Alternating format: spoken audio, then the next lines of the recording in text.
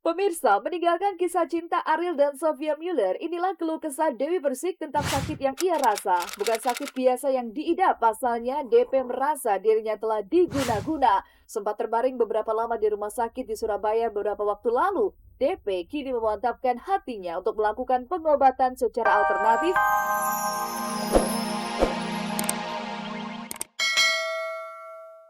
Saya tadi habis rekaman langsung ke situ. Apakah ini sebuah kebetulan atau memang sudah direncanakan? Apapun itu, cerita cinta dua bintang ternama ini memang penuh lika-liku. Selain Ariel yang dikenal mampu membuai wanita dalam pesonanya, Sophia Muller juga mengalami kisah asmara yang tak kalah rumitnya. Gagal menikah dengan Indra Lesmana, ia kemudian bersanding dengan Michael Villarreal. Pada bulan Mei 2012 lalu, Sophia resmi bercerai dengan Michael dan kemudian terlihat dekat dengan bule asal Swedia yang disebut-sebut sebagai guru yoga Sophia. Lantas, cinta seperti apa sesungguhnya yang dicari oleh Sophia Muller? Mungkinkah Ariel adalah sosok yang kini membuatnya berbunga-bunga? Ya mungkin karena orang berpikir saya di dunia ini apa yang saya inginkan sudah terpenuhi gitu, terkenal apalah segala macam. Padahal kan makna hidup lebih dari itu. Kalau terkenal atau sukses di dunia show bisnis itu kan hanya sebatas materi, sebatas kulit gitu. Dan bukan itu yang saya cari. Saya lagi itu struggle untuk tidak mencari. Untuk menerima porsi, untuk menerima saya percaya saya yang pilih hidup saya sendiri gitu, jadi menerima itu bahwa saya bukan korban keadaan. Setali digawang dengan Sophia Muller, Ariel pun dikenal sangat piawai memikat hati wanita. Setelah Luna Maya, sejumlah nama silih berganti dikabarkan merajut kedekatan istimewa dengannya. Dan Tara Basro adalah salah satunya. Bahkan kedekatan keduanya terlihat ketika Tara Basro menjadi model video klip salah satu lagu Noah.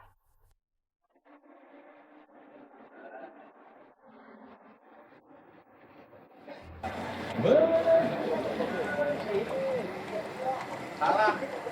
Kan? Salah. Ini belum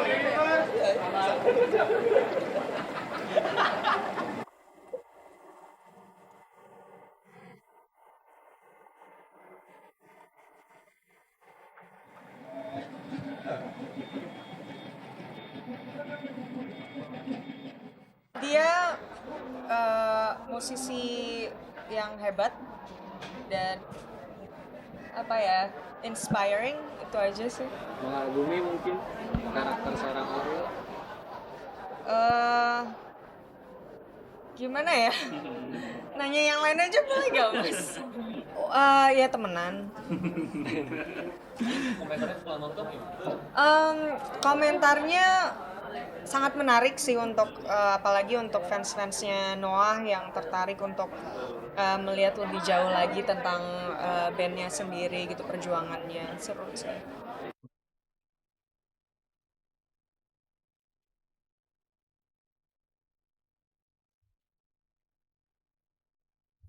Tak habis cerita yang dituang Ariel dalam kisah cintanya. Dan Ariel tidak hanya piawai soal hati perempuan saja, tapi ia juga sangat menghayati setiap lirik cinta yang ia nyanyikan. Setidaknya dalam proses pembuatan video klip salah satu lagu dalam album terbaru Noah, Senin kemarin, Ariel coba memaparkan makna bait-bait lagu yang ia nyanyikan.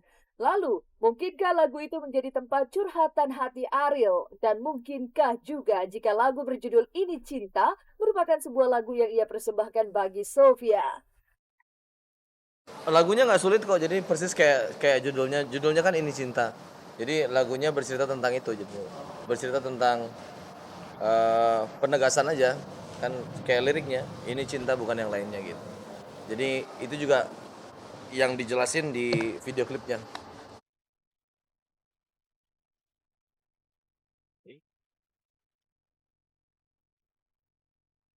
Sejumlah tanya terus menyertai perjalanan cinta sang Don Juan. Pesohor yang mampu menyihir jutaan pasang mata wanita itu justru mengaku belum terfikir untuk melepas masa kesendiriannya. Dan bukan tidak mungkin tahun 2014 mendatang Ariel masih belum ingin melangkah ke pelaminan. Lalu, apa sesungguhnya yang menghambat Ariel untuk membina rumah tangga kembali dan melepas status dudanya? tidak menemukan wanita yang pas, ataukah justru ia belum ingin mengakhiri petualangan cintanya? Entahlah, yang pasti saat ini Ariel lebih memilih untuk memfokuskan diri dalam karya. Belum lah, tahun depan belum. Saya masih susah, jadi mungkin di 2014 masih ada beberapa sisa proyek lagi. Nanti mungkin tahun 2015 kali.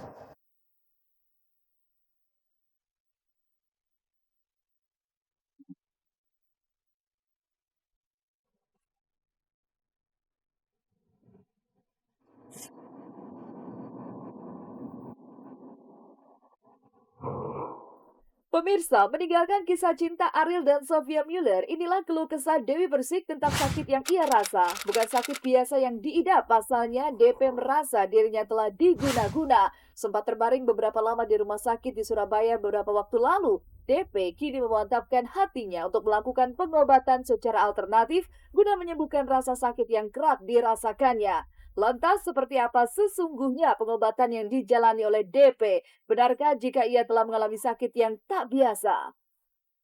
Bismillah ya Allah. Ya Allah.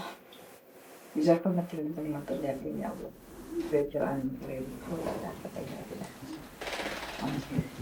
Bismillah. Allah Bismillah.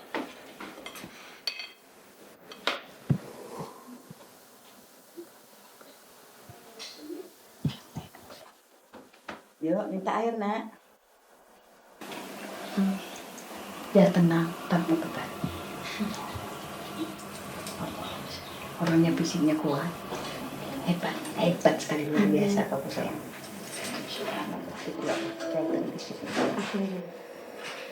Misinya ingin menyenangkan, sehingga mungkin itu yang Pak kuat ya.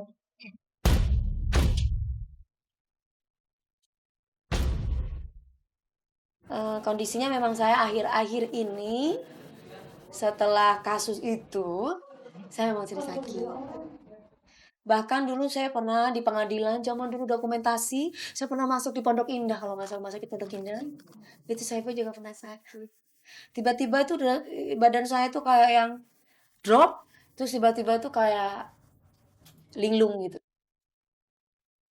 Dewi Persik memang merasa dirinya tidak dalam kondisi sakit yang tak wajar. Ada keanehan tersendiri yang ia rasakan. Dan ketika ia telah menjatuhkan pilihan untuk berobat secara alternatif, ada hal-hal yang tak bisa termakan oleh akal sehat yang membuat dirinya tak percaya.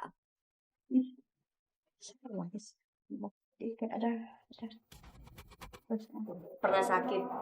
Ya, memang secara medis di kedokteran kemarin dan disaksikan oleh teman-teman media yang ikut saya, memang semua normal. Kenapa saya bisa sakit?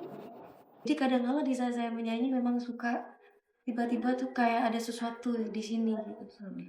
Iya, jadi makanya saya mendingan saya nggak usah pakai sepatu, tapi karena saking lihat orang-orang, Dewi, goyang kayak gitu, sehingga seperti saya tuh jadi saya nggak mau merasakan diri saya gitu. Yang penting kalian seneng ya, saya goyang. Tapi setelah itu, saya langsung, ya Allah, saya sakit. Apa yang telah terjadi dengan Dewi Persik ternyata tak bisa dicerna secara medis. Ia dinyatakan sehat dan tidak menderita gangguan apapun. Tetapi ia sering merasakan ada kejanggalan di dalam dirinya terkait kondisi kesehatannya, bahkan ia sering merasa linglung.